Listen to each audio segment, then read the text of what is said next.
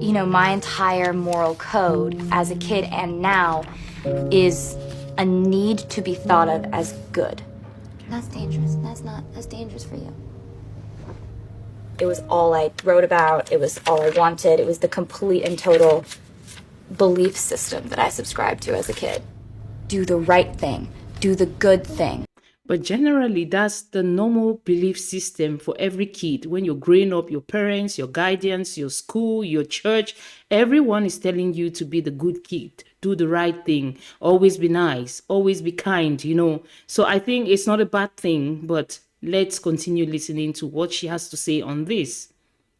And obviously, I'm not a perfect person by any stretch, but overall, the main thing that I always tried to be was, like a good girl.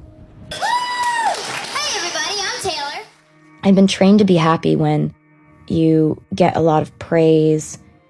Hi, Taylor. See, that's Sony music right there. Sony is going to listen to her CD today. I don't know if Tay is trying to appreciate, or she's trying to say the good girl dilemma is a good thing for every girl, or she's regretting that she played the good girl all through her life until she became an adult and then had to make her own choices. But I mean, that's the way parenting is. Like when you look at parenting, when you look at the core of parenting, that's how everyone is being all the parents raise their kids. They always raise their kids, and the goal is that their kid should be a good citizen. Their kid should be a good person, So no one is raising their kid to be a bad kid or to commit crimes or to be mean, But some kids turn out to be the way they are because that's their personal choice, but their parents never raised them to be that way.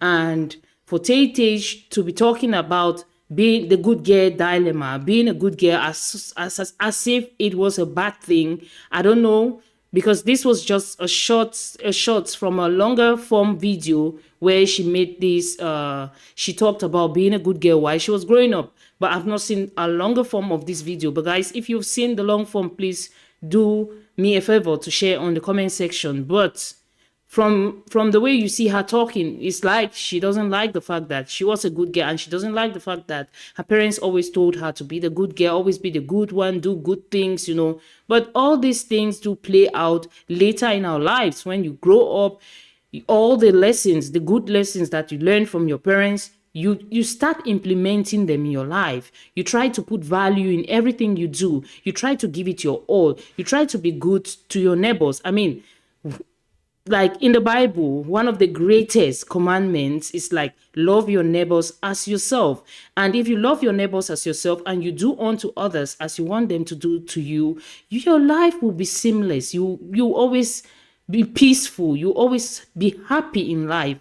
I mean, being a good girl is the greatest thing that any girl can ever be in this time and age where being a bad girl is being praised and being a good girl is being shunned. Hello everyone, and welcome back to The Good Girl's Dilemma. Today is your friendly reminder that we always have 5 choices available to us. This means that no matter what situation, problem, challenge we find ourselves in, we always have a choice, we always have options. This means that we will always come from a place of empowerment and choice. So option number 1 is to remain victim to the situation, problem, or challenge. Option number 2 is to avoid it. And that means removing ourselves from it and doing our best to just avoid whatever the problem, situation, or circumstance is. Option number 3 is to change it. Changing it means removing ourselves from that situation, problem, person, environment, or making efforts to make changes to exactly what it is. Option number 3 is to change our perspective. So that means altering the lens in which we're looking at the situation. So that could be looking at it through a different perspective, seeing it from another point of view, that kind of thing. Lastly, Option number 5 is acceptance, and that means we are accepting the problem, challenge, situation, context for what it is, and we're moving on and we're moving forward that way. So remember, anytime we're feeling stuck, we have 5 options. We will always have these options, and with options comes empowerment and strength. That, my friends, I challenge you to think of one thing that you're feeling stuck with, or one challenge, problem, or conflict that you have in your life, and look at these 5 options and make a decision.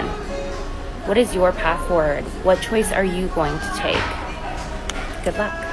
I want us to focus on this point. She talked about being a victim and owning being a victim. She said all these 5 points come from a place of empowerment. So how can you be empowered? By playing the victim? Because, guys, victimhood will make you traumatized, will make you depressed, will make you not to see the good things of life, not to experience the good things of life. And you will be stuck in a situation, context, or with a person, but I don't know, guys, what do you think about this? Because in this whole 5 points, I think the first point shouldn't be there. It should be something else. But the other points make lots of sense. Thinking about present day situation of how young girls, women are all saying that I want to live my best life. I want to be child free. I want to do whatever I want to do in my life. I want to travel. I want to hook up.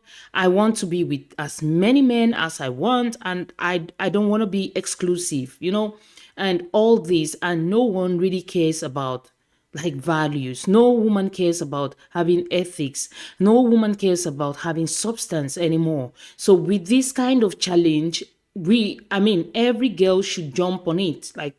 Because it's more empowering when you have these 5 choices available for you, at the back of your head, at the core of your mind, your soul, your body. You know that you've got 5 choices in any given situation.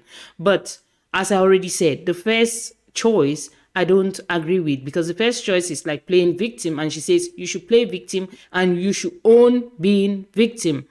How can you be a victim? How can you be victim, owning victim, playing victim, and then you say you're empowered? I know fully well that anyone who is empowered is not a victim. So guys, feel free to drop your thoughts on this. That's all I had to share about this topic today. If you have something to add on this, please feel free to drop it in the comment section. Let's continue the conversation in the comment section as usual. Until next time, see you all. Bye.